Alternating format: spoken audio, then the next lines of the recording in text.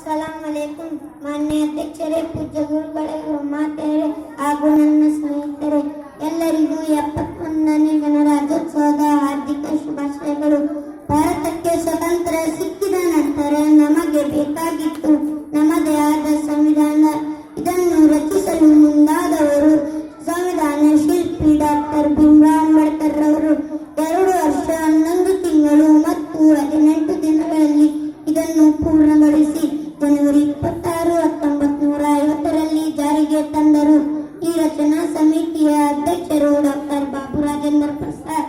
ಹೀಗೆ ನಮ್ಮ ಸಂವಿಧಾನ ಜಾರಿಗೆ ಬಂದ ಸವಿ ನೆನಪಿಗಾಗಿ ಈ ದಿನ ನಾವು ರಾಷ್ಟ್ರೀಯ ಧ್ವಜವನ್ನು ಹಾರಿಸುತ್ತೇವೆ. ಶಾಲಾ ಕಾಲೇಜುಗಳಲ್ಲಿ ಭಾಷಣ ನಡೆಯುತ್ತವೆ, ಸಿಹಿ ಹಂಚುತ್ತೇವೆ. ಇಷ್ಟು ಹೇಳಿ ನನ್ನ ಚಿಕ್ಕ ಭಾಷಣಕ್ಕೆ ಚೊಕ್ಕ ವಿರಾಮ ನೀಡುತ್ತೇನೆ. ಜೈ ಹಿಂದ್.